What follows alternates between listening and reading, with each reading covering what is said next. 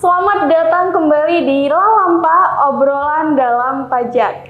Kembali lagi bersama saya, Retno, yang akan menjadi moderator pada kesempatan kali ini.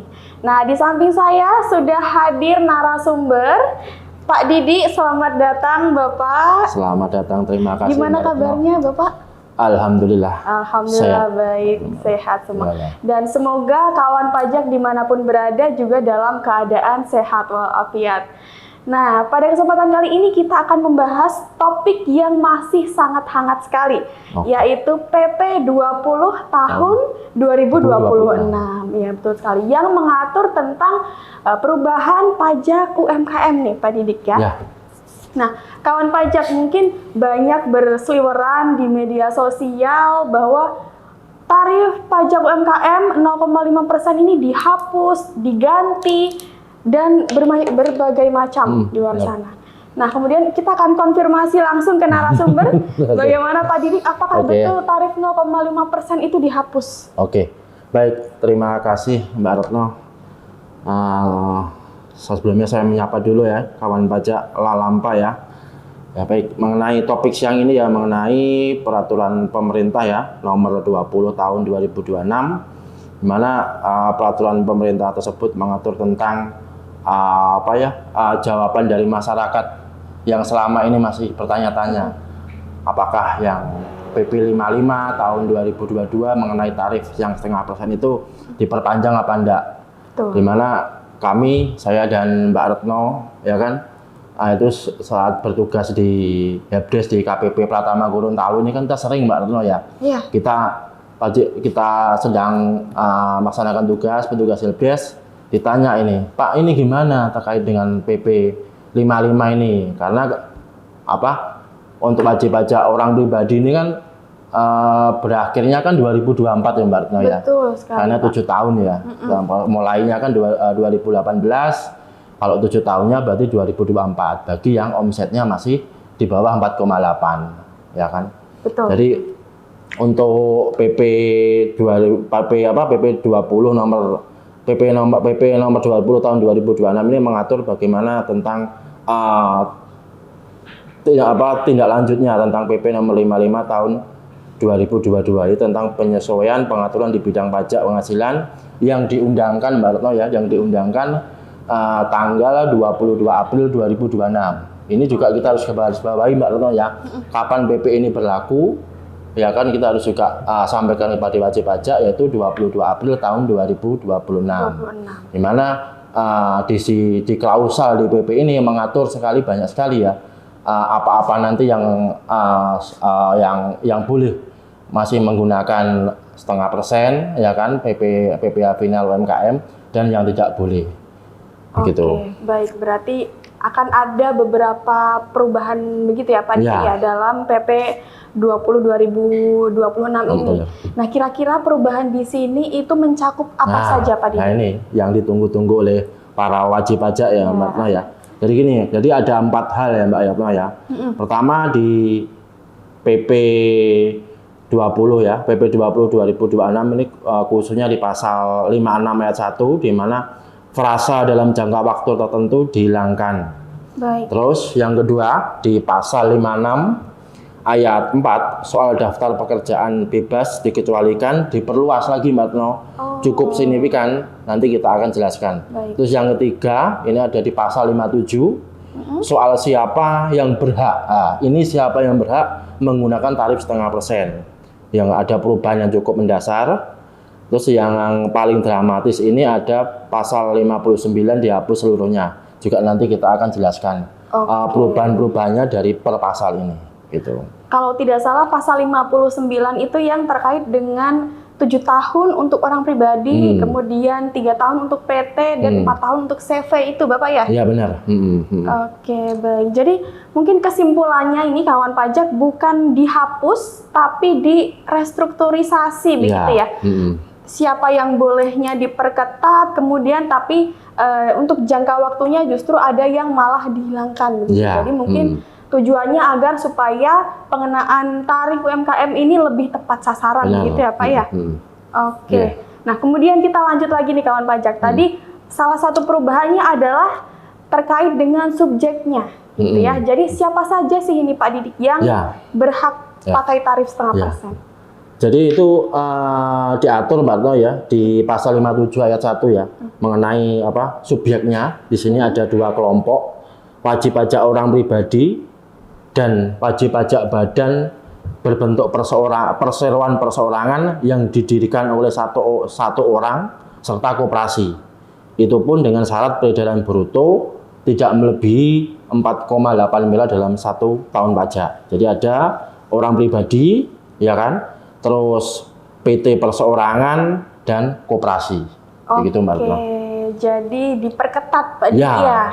Yang peraturan sebelumnya itu ada mencakup seperti CV, firma gitu ya. Berarti itu sudah dihilangkan. Ini juga perlu diperhatikan oleh kawan pajak ya. Oke. Kemudian tadi sudah disampaikan bahwa syaratnya itu ada orang pribadi, kemudian PT perseorangan dan koperasi juga ya, dengan batas omset maksimal 4,8 miliar dalam 1 tahun gitu ya. Oke, mungkin apakah ada yang perlu diperhatikan Pak Didi oleh kawan pajak di rumah gitu ya, mengenai misalkan saya sempat dengar ada batasan agregasi omset dan pengecualian yang lain, mungkin Pak Didi bisa dijelaskan seperti apa? Jadi mengenai gini Mbak Retno ya, dan wajib pajak ya, mengenai agregasi omset ini menggabungkan seluruh omset untuk menentukan batas 4,8 miliar. Intinya wajib pajak orang pribadi beserta seluruh perseroan perseorangan atau PT perorangan yang didirikan, kalau total omsetnya melebihi 4,8 miliar dalam 1 tahun pajak, semuanya tidak berhak pakai PPh final. Jadi di agregisasi ini kan penggabungan berarti Mbak ya. Penggabungan kan penghasilan yang diterima oleh wajib pajak, dalam hal ini orang pribadi. Kalau misalkan dia ada, selain ada usahanya lebih dari satu, ya kan, yang dia memang dia kelola atau memang penghasilannya dia terima sendiri, ya kan, itu harus penghasilannya digabung. Nanti untuk menentukan apakah dia masih di tahun depannya masih berhak menggunakan PP 20 tahun 2026 ini atau menggunakan tarif setengah persen. Begitu. Oke, baik. Jadi ini juga bedanya ya Pak Didi ya di peraturan baru ini, bahwa untuk menentukan batas 4,8 miliar ini harus digabung dulu penghasilannya atau omsetnya kalau memiliki lebih dari satu usaha. Benar. Atau mungkin termasuk juga kalau misalkan dalam satu keluarga, begitu Pak Didik, apakah juga digabung? Ya, kalau dalam satu keluarga itu kan ada beberapa entitas ya, misalkan kepala keluarga, ada pekerjaan, ada usaha. Kemudian istrinya juga ada usaha juga. Jadi usaha yang berbeda Pak, dalam artian ya. Setiap anggota keluarga di sini ada anaknya juga mempunyai usaha. Jadi ketiga orang ini mempunyai usaha yang berbeda-beda. Begitu. Nah, terus bagaimana penerapannya? Nah, nanti di tahun tersebut itu harus digabungkan.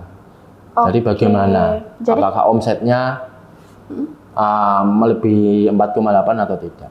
Oke, berarti tidak semerta-merta hanya dari satu individu gitu ya Pak Didi ya. Ketika misalkan dalam satu anggota keluarga, misal 3 orang dengan 3 usaha yang berbeda, ketika penghasilannya dijumlahkan dan melebihi 4,8 miliar, maka tidak bisa lagi menggunakan tarif ini. Tidak bisa. Oke, baik.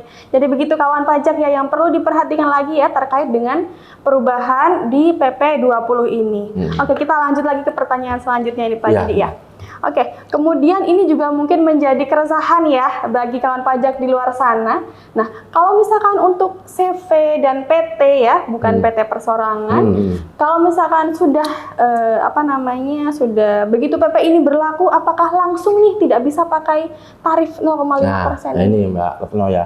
Jadi para wajib pajak ya, di dalam PP 20 tahun 2026 ini tanggal ditetapkannya 22 April 2026. Jadi bagi wajib pajak yang berbentuk PT ya, bukan PT perseorangan ya, yang PT dan CV yang terdaftar sejak terdaftar pada tanggal 22 April 2026 ini.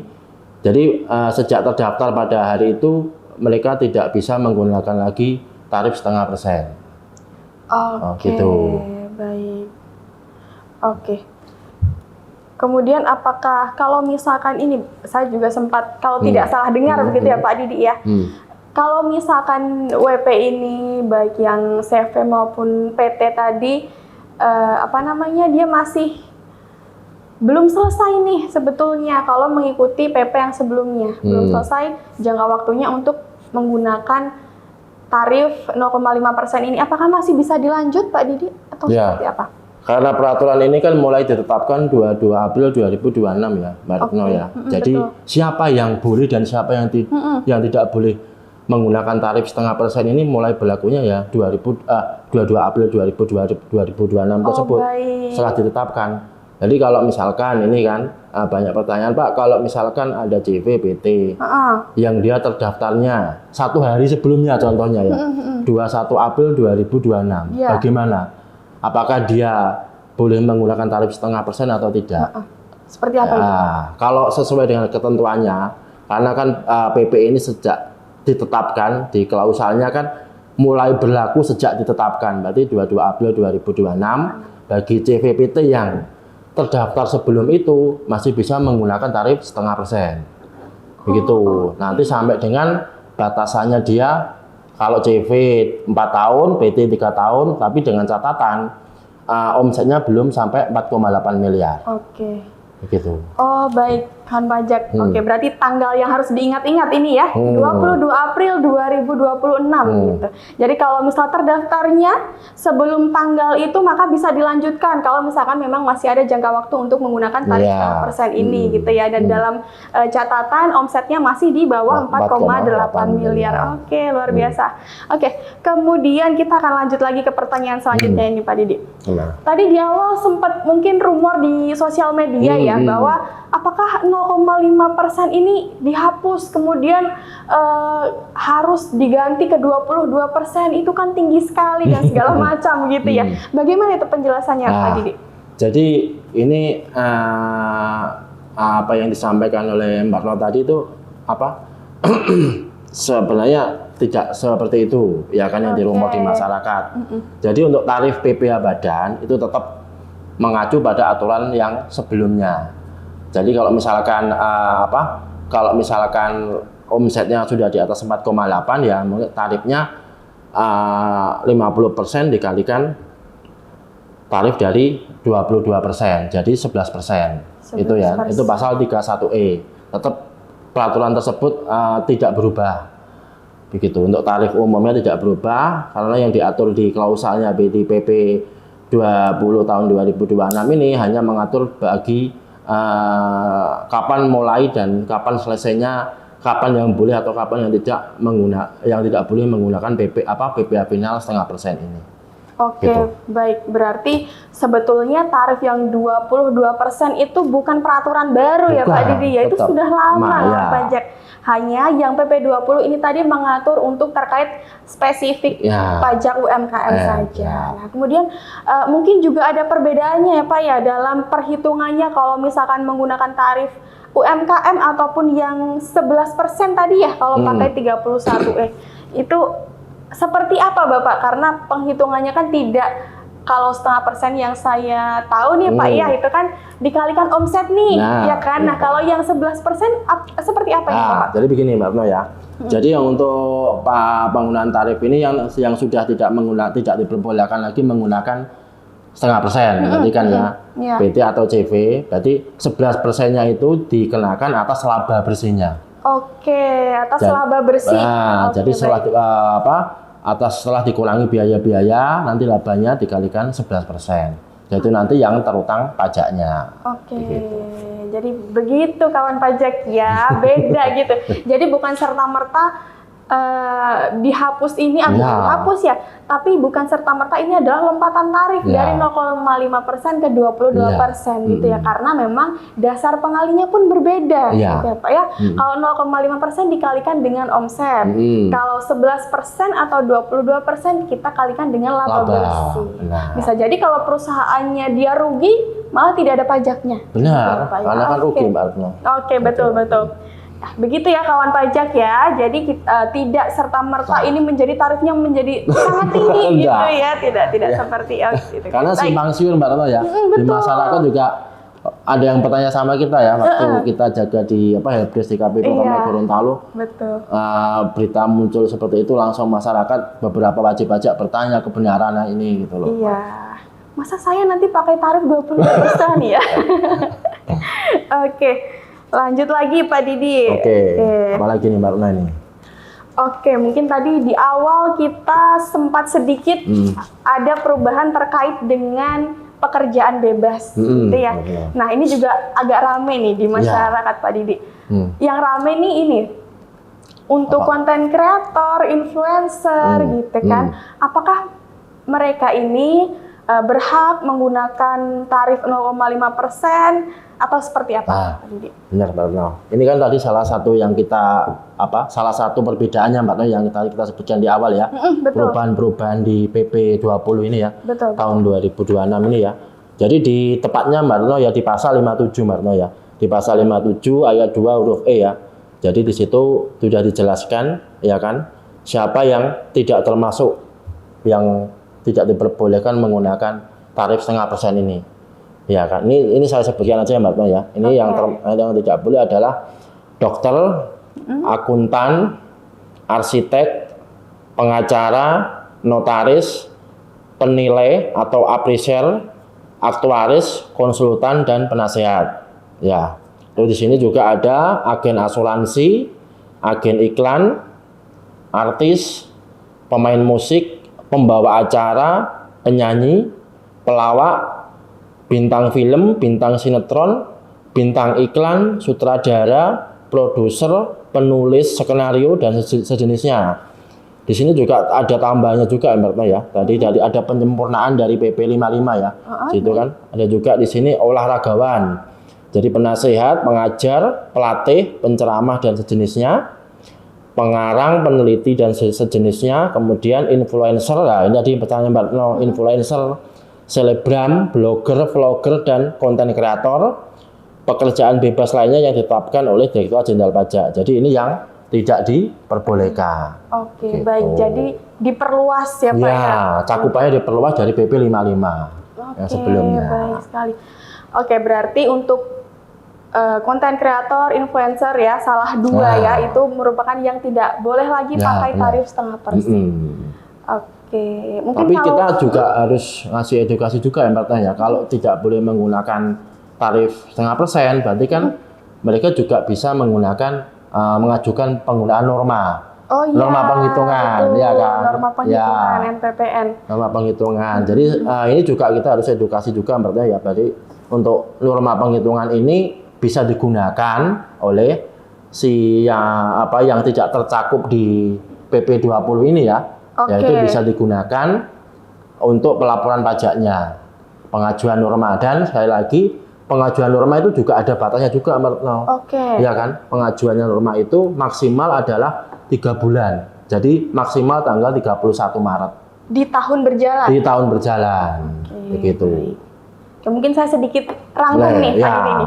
Oke, jadi untuk pekerjaan bebas ya kawan pajak, pekerjaan bebas mungkin bisa dikatakan yang ada keahlian dari masing-masing individu gitu ya.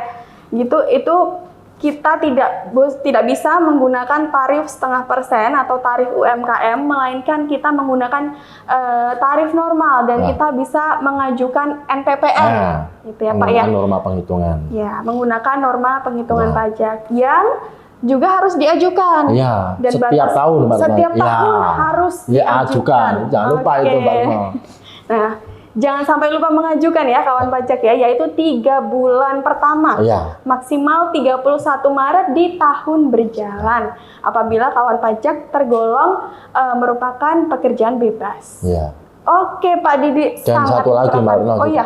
Tentang pengajuannya juga, pengajuannya itu bisa dilakukan mandiri oleh wajib pajak. Di layanan perpajakan di Kortek wajib pajak. Begitu. Jadi wajib pajak bisa mengajukan sendiri di layanan perpajakan. Tapi juga tidak menutup kemungkinan kalau misalkan datang ke helpdesk minta diajarin bagaimana cara pengajuannya, juga kita juga melayani. Oke, Begitu. baik.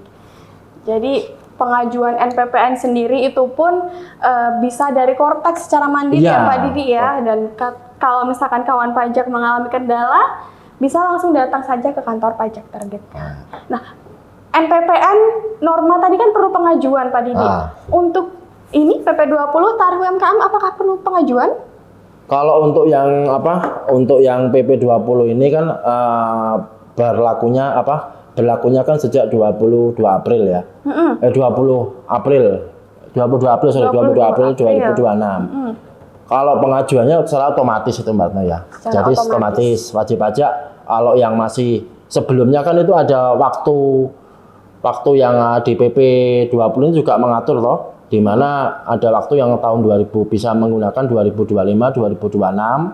Jadi otomatis kalau 2025, 2026 itu omsetnya masih di bawah 4,8, berarti otomatis dia masih bisa menggunakan tarif 0,5% untuk 2027 sampai dengan nanti batasan dia omsetnya melebihi 4,8. Jadi tidak ada batasan. Kalau yang dulu untuk orang pribadi itu 7 tahun Mbak Retno ya. Tapi dengan adanya PP20 ini tidak ada batasan waktunya kapan. Apakah tidak ngomong tahun, tetapi di sini ditegaskan adalah pada saat omsetnya di atas 4,8. Dan omsetnya juga tadi dijelaskan oleh Mbak Retno juga bahwa omsetnya omset keseluruhan kalau misalkan dia ada lebih dari satu penghasilan. Oke, baik. Jadi kawan pajak untuk yang orang pribadi ya, itu sekarang tidak ada batas waktu lagi. Oke, kemudian maaf tadi mungkin belum sempat dibahas dan terlewat untuk yang kategori PT perseorangan dan koperasi, Bapak, apakah ada jangka waktunya juga? Ya, kalau untuk koperasi itu kan sama dengan dia CV Mbak Dati ya. Oke. Berarti masa berlakunya sekitar 4 tahun ya Mbak. 4 tahun. Ya, Betul. itu.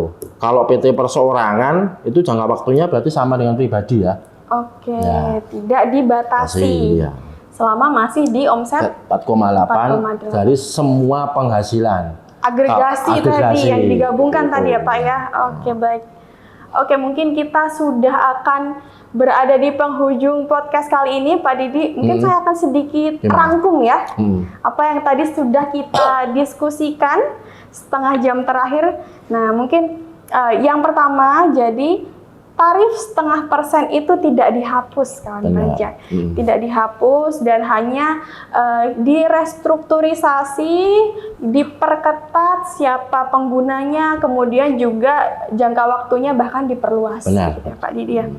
Kemudian juga sekarang untuk yang PP20 yang berhak menggunakannya adalah orang pribadi, kemudian PT perseorangan dan juga koperasi. Koperasi tadi maksimalnya 4 tahun, PT perseorangan dan orang pribadi tidak dibatasi, begitu ya Pak ya? Oke. Dan perlu dicatat juga dalam hal ini memenuhi ketika omset dalam 1 tahunnya masih di bawah 4,8 miliar. Kemudian juga tadi ada istilah baru yaitu agregasi omset atau digabung gitu. Jadi ketika kawan pajak memiliki usaha lebih dari 1, digabungkan terlebih dahulu omsetnya untuk menentukan batas 4,8 miliar tersebut, begitu ya Pak? Iya. Nah, jadi digabungkan dulu ketika itu sudah di atas 4,8 miliar, maka tidak berhak lagi menggunakan tarif UMKM ini. Oke. Baik, kemudian tadi juga terkait dengan pekerjaan bebas itu diperluas lagi. Diperluas kategori-kategorinya yang tidak boleh menggunakan tarif 0,5% ini. Oke, kemudian tadi ya yang tarif dari 0,5% menjadi 22% itu tidak semata-mata lompat tarifnya ya Pak Didi ya. Jadi itu merupakan perhitungan yang berbeda. Ya, kalau misalkan 0,5% itu dikalikan dengan tarif, kemudian 11% ataupun 22% itu dikalikan dengan laba bersih. Gitu ya.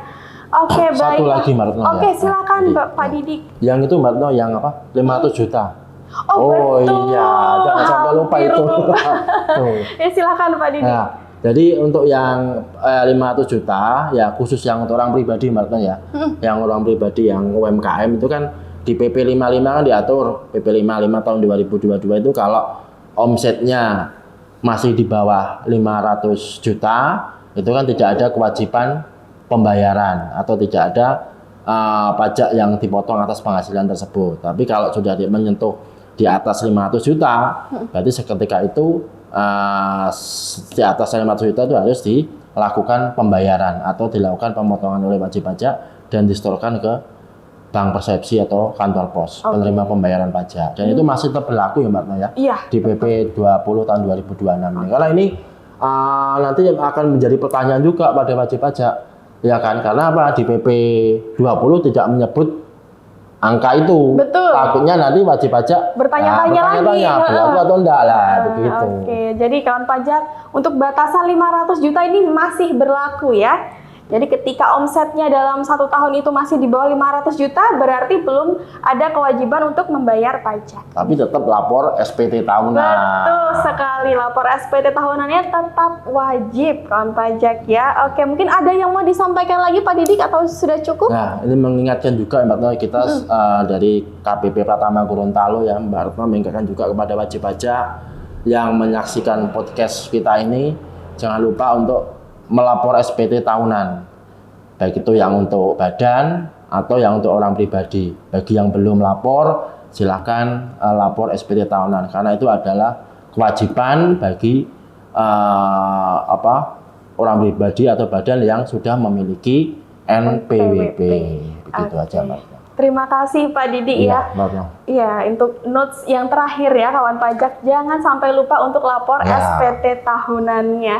Oke, baik. Sekali lagi saya ucapkan terima kasih kepada Pak Didik selaku narasumber dan kita telah berada di penghujung podcast pada kesempatan kali ini kawan pajak. Terima kasih sudah menyimak. Mohon maaf jika ada kesalahan. Kalau ada usulan topik boleh disampaikan di kolom komentar. Oke, sampai jumpa di episode selanjutnya.